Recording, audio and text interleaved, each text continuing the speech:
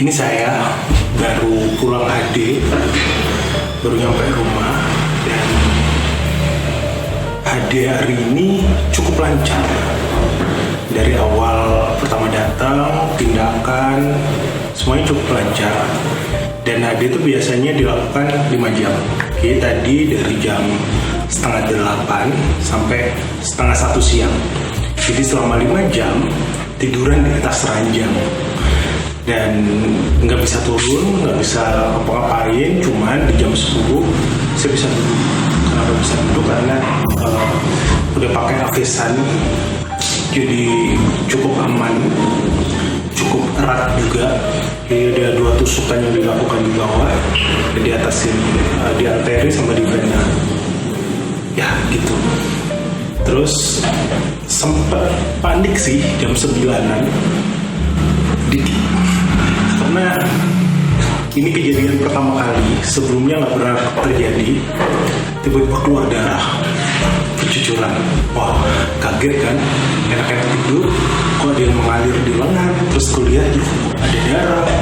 Terus bilang perawatnya, kata perawatnya, bekas luka tusukan yang HD sebelumnya, dari sebelumnya mengeluarkan darah. Jadi bukan di tusukan yang dilakukan tadi, tapi di bekas tusukan yang kemarin. Jadi di antara jarumnya itu keluar darah. Jadi sampai pukul 12:30 ya dibersihin, dikasih plaster lagi dan sebagainya. Tapi nggak ada masalah sih, nggak ada pusing, cuman agak kaget aja karena kok tiba-tiba ada darah keluar, tangan berdarah. Nah biasanya kalau udah selesai HD kayak gini, yang dirasakan itu agak pusing. Kalau berdiri nggak bisa lama-lama. Kalau dibuat berdiri itu kayak orang anemia gitu. Jadi rasanya kayak jatuh aja. Jadi biasanya kalau selesai HD kayak gini, habis makan siang, minum obat, terus tidur sampai sore, sampai malam. Dan besoknya baru tubuhnya jadi lebih ringan, cukup segar, dan nggak ada pusing lagi, nggak ada keluhan lagi. Jadi ya seperti itu rutinitasnya. HD, pusing, tidur, besoknya baikan, lusanya lebih enak lagi badannya, terus harus HD lagi karena 2 kali seminggu untuk HD hemodialisa, jadi ngebantu membersihkan darah saya dan menyedot cairan-cairan yang terkumpul di badan saya. Jadi kayak di pagi sebelum masuk kan harus timbang badan dulu. Berat badanku tuh 67. Terus tadi masuk HD, 5 jam kemudian di siang hari, tadi pulang timbang lagi jadi 65. Jadi udah turun 2 kilo. 2 kilo selama 5 jam. Tapi bukan lemak, tapi itu cairan. Gak tahu cairannya sembunyi di mana. Pokoknya gitulah. Orang pasien gagal ginjal tuh emang rawan sama cairan.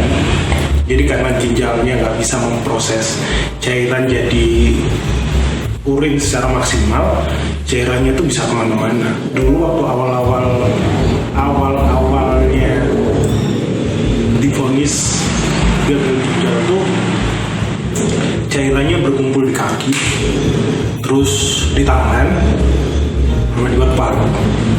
Kalau cairan di paru-paru tuh, wah itu nggak enak banget, sesak nafas, nggak bisa tidur, nggak bisa rebahan, nggak bisa sandaran. Jadi mau nggak mau setiap hari itu kayak gini terus, karena sesak banget, jalan dikit sesak dan sebagainya. Tapi semenjak cuci darah yang pertama, kedua, ketiga, cuci darah yang ketiga, itu efeknya baru benar-benar berasa. Udah nggak ada sesak lagi, udah bisa tidur terlentang, rebahan, sandaran, sampai sekarang semuanya aman. Jadi sangat menolong cuci darah ini. Enak kok. Waktu di bulan-bulan pertama cuci darah itu dipasang akses di sini, dipasang akses di di sini, jadi susah buat bergerak dikit tuh bunyi berisik deh, akhirnya cuma tiduran mau. Tapi sekarang kalau udah dipasang di sini,